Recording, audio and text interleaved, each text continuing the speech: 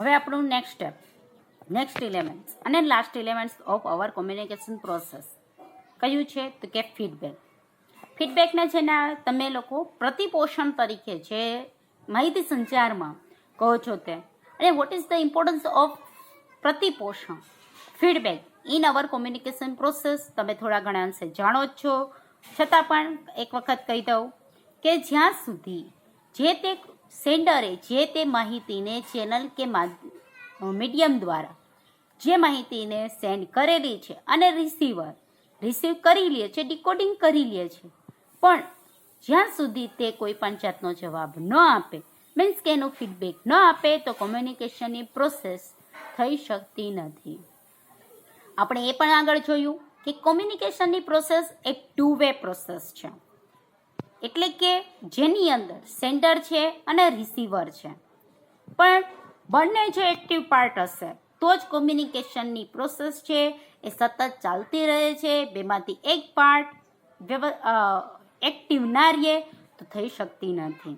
એટલે કે શું તો કે જે કાંઈ સેન્ડરે માહિતી આપેલી છે અને એને જે કાંઈ પૂછેલું છે એના મુજબ કોઈ પણ જવાબ આપે કે એક્શન કરે, પોતાની ક્રિયા કરે, એનું ફીડબેક છે, અને એના થ્રુ એ પોતાની માહિતીનો જવાબ માહિતી કેટલા પ્રમાણમાં મેળવી છે અને કેવી મેળવી છે એ જાણી શકાય છે. જોઈએ, when the sender transmits a message he accepts a response. જ્યારે પણ કોઈ પણ સેન્ડર છે મેસેજને ટ્રાન્સમિટ કરે છે ત્યારે એ રિસ્પોન્સની આશા રાખે છે, એક્સેપ્ટ ઈચ્છા રાખે છે કે તેને રિસ્પોન્સ મળે. શા માટે તો કે એના through the sender is interested in knowing how his message has been received. શા માટે આશા રાખે છે? કારણ કે તેને ઇન્ટરેસ્ટ હોય છે એ જાણવામાં કે એના રિસીવરે જે કાંઈ મેસેજને રિસીવ કર્યો છે તે કેવો કર્યો છે. એટલે કે એને જે કાંઈ કીધું હતું એની એ મેટર, એને જે કાંઈ એન્કોડિંગ કરેલું હતું એવું ડીકોડિંગ સામે થયું છે કે કેમ એ જાણવામાં એને ઇન્ટરેસ્ટ હોય છે. ધ સેન્ડર કેન જજ the extent of success of his communication on the basis of observation of receivers behaviour. Sender છે તે રિસીવરના બિહેવિયરનું ઓબ્ઝર્વેશન કરી અને પોતાના કોમ્યુનિકેશનમાં કેટલી સક્સેસતા છે, એટલે કે જે કાંઈ એના ઇન્ટેન્સથી જે કાંઈ મેસેજ છે તે ટ્રાન્સમિટેડ કરેલો હતો તે ઇન્ટેન્સ ત્યાં સુધી ફૂલફિલ થયો કે કેમ, એમાં સક્સેસતા મેળવી કે કેમ, એને એ રિસીવરના બિહેવિયરના ઓબ્ઝર્વેશનથી જાણી શકે છે, જજ કરી શકે છે. This return information is called feedback. એટલે કે રિસીવર જે કાંઈ બિહેવિયર કરે, એટલે કે કાં તો જવાબ આપે અથવા તો એ મુજબ ક્રિયા કરવા લાગે, તેને કહેવાય છે feedback. The receiver communicates his reaction back to the sender either through words, symbols or gesture. જે તે રિસીવર છે તે પોતે સેન્ડર દ્વારા જે કાંઈ માહિતી મેળવી છે એને કોઈ પણ વર્ડ્સ દ્વારા, થ્રુ એટલે દ્વારા, વર્ડ્સ દ્વારા, સિમ્બોલ દ્વારા કે જેસ્ચર, કોઈ પણ હાવભાવ ક્રિયા દ્વારા જે તે રૂપે બેક કરે છે, પોતાનો ની કઈ રીતે માહિતી મેળવી છે એ સેન્ડરને જણાવે છે. બરાબર છે? એટલે એ શું થયું તો કે ફીડબેક જે તે સેન્ડરે કીધેલું છે તેને શબ્દો દ્વારા પેશ કરે, સિમ્બોલ દ્વારા કે જેસ્ચર દ્વારા પેશ કરી અને પોતાનું રિએક્શન આપે છે. રિસીવર કોમ્યુનિકેટરને પોતાનો રિસ્પોન્સ પહોંચાડી શકે છે. અહીંથી નવો પેરેગ્રાફ કરવો. Feedback is in fact the reversal of the communication process where the receiver becomes the sender and the sender becomes the receiver. Feedback એ જોઈએ તો કોમ્યુનિકેશનની પ્રોસેસ છે કે જેમાં રિસીવર છે એ સેન્ડર બને છે અને સેન્ડર છે એ રિસીવર બને છે. એ જ કોમ્યુનિકેશનનું રિવર્સલ છે. જોઈએ કઈ રીતે. આપણી પાસે અહીંયા ફીડબેકની પ્રોસેસ કઈ રીતે થાય છે એના અંગેનો એક ચાર્ટ છે, જેમાં તમને ઉપર કીધું કે આ ફીડબેકની પ્રોસેસમાં સેન્ડર છે એ રિસીવર બને છે, રિસીવર છે એ સેન્ડર બને છે બાય ધ ફીડબેક. કઈ રીતે જોઈએ વધારે ક્લિયર કરીએ તો, એઝ અ ટીચર તરીકે હું તમને અહીંયા પ્રશ્ન પૂછું છું કે how many elements of communication process. બરાબર છે, મેં માહિતીને સેન્ડ કરી, માહિતી મારી શું રે, મેસેજ કયો હતો કે how many elements of communication process. કોમ્યુનિકેશનની પ્રોસેસમાં કેટલા એલિમેન્ટ્સ છે.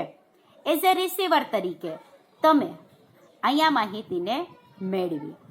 બરાબર છે, તમે માહિતીને મેળવી કઈ, તો કે મેં તમને જે કીધું તે કે how many elements of communication process. તમે અહીંયા માહિતીને મેળવી લીધી, રિસીવ કરી લીધી. મેં જેવું એન્કોડિંગ કર્યું એવું જ તમારી પાસે ડિકોડિંગ થયું. બરાબર છે, તરત જ તમને માઇન્ડમાં વિચાર આવ્યો કે કેટલા એલિમેન્ટ્સ છે, તો કે 5. અને તમે બોલો છો કે there are 5 elements of communication process. બરાબર છે, તો ત્યાં તમે સેન્ડર બની ગયા હતા. પહેલા કેવા રિસીવર. પણ જેવો તમે આન્સર આપો છો કે there are 5 elements in the process of communication, બરાબર છે, તો તમે શું બની ગયા સેન્ડર. અને મેં એ સાંભળ્યું તો હું શું બની ગઈ રિસીવર. એટલે કહી શકાય કે ફીડબેકની પ્રોસેસ એક એવી પ્રોસેસ છે કે જેમાં સેન્ડર છે એ રિસીવર બની છે, રિસીવર છે એ સેન્ડર બની જાય છે. આ મેટર વધારે ક્લિયર કદાચ થઈ શકી હશે. જો ફરીથી બોલું છું, એ જ મેટર મેં તમને અહીંયા લખીને આપેલી છે કે સેન્ડર તરીકે હું તમને કહું છું, મેસેજ પહોંચાડું છું કે હાઉ મેની એલિમેન્ટ્સ ઓફ કોમ્યુનિકેશનની પ્રોસેસ. એઝ અ સ્ટુડન્ટ તમે એઝ અ રિસીવર તરીકે તમે માહિતી મેળવી કે મેં તમને જે કીધું છે તે તરત જ તમારા માઇન્ડમાં વિચાર આવી ગયો કે there are 5 elements in the process of communication. જ્યાં સુધી તમારા માઇન્ડમાં રહે છે ત્યાં સુધી હજી આઈડિયા એમનેમ જ છે. બરાબર છે, પણ જેવા તમે બોલો છો કે લખો છો કે તરત જ તમે રિસીવરમાંથી શું બની જશો સેન્ડર.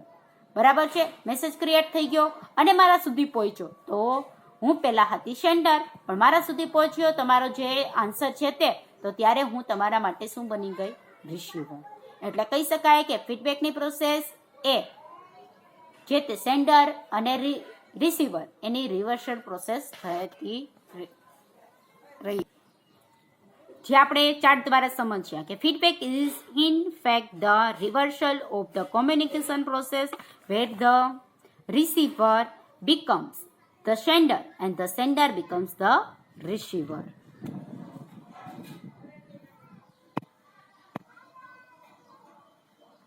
હવે આગળ, the same sequence of steps is followed as the case of initial communication.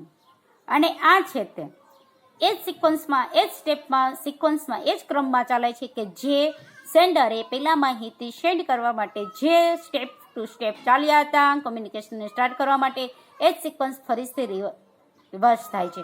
એટલે કે શું, તો કે એઝ અ સેન્ડર તરીકે મેં તમને કીધું કે how many elements in the process of communication.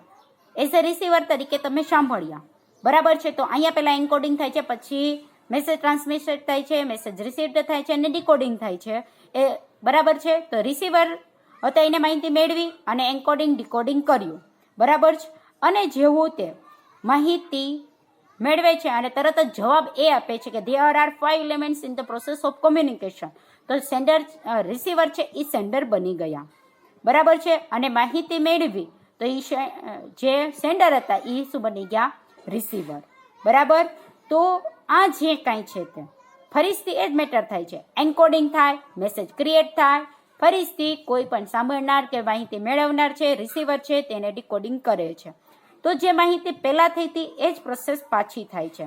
એટલે જ કહી શકાય કે the same sequence of step is followed as in the case of initial communication.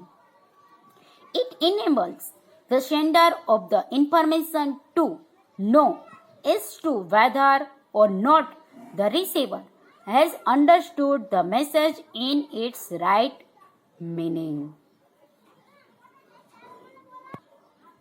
એટલે કે શું, તો કે આ જે કાંઈ ફીડબેક અપાય છે, જે કાંઈ એક્શન કે જે કાંઈ થાય છે એના દ્વારા સેન્ડર છે તે પોતાની ઇન્ફોર્મેશન ત્યાં પહોંચી છે કે કેમ, રિસીવરે મેળવ્યું છે કે કેમ, તેને એ રિસીવરના મેસેજ થ્રુ જાણી શકે છે. સાચો મિનિંગ ત્યાં પહોંચ્યો છે કે કેમ તેને સમજી શકે છે, જાણી શકે છે. Feedback of the information max the communication process complete. Feedback છે તે આપણી જે કોમ્યુનિકેશનની પ્રોસેસને કમ્પ્લીટ કરે છે. એટલે કે માત્ર સેન્ડર, રિસીવર, મેસેજ અને ચેનલથી જ આપણી કોમ્યુનિકેશનની પ્રોસેસ છે એ ફિનિશ થતી નથી. જ્યાં સુધી રિસીવરે જે કાંઈ માહિતી મેળવી છે એ માહિતીનો કોઈ પણ રિસ્પોન્સ કે મુજબની એક્શન રિએક્શન ન આપે, એટલે કે પોતે જે માહિતી મેળવી છે એનો રિસ્પોન્સ આપે, ફીડબેક આપે, ત્યારે જ કોમ્યુનિકેશનની પ્રોસેસ છે એ કમ્પ્લીટ થાય છે અને ટુ વે પ્રોસેસ કહી શકાય છે. અહીંથી નવો પેરેગ્રાફ કરવો. The following model of communication process represents feedback as an integral part of the process. આ છે તમને નીચે મોડેલ આપેલું છે કોમ્યુનિકેશનની પ્રોસેસનું, એના ઉપરથી જણાઈ આવે છે કે ફીડબેક એ કોમ્યુનિકેશનની પ્રોસેસનો ઇન્ટેગ્રલ પાર્ટ છે, મહત્વનો પાર્ટ છે. Feedback is its simplest form can be described as the provision for two-way communication.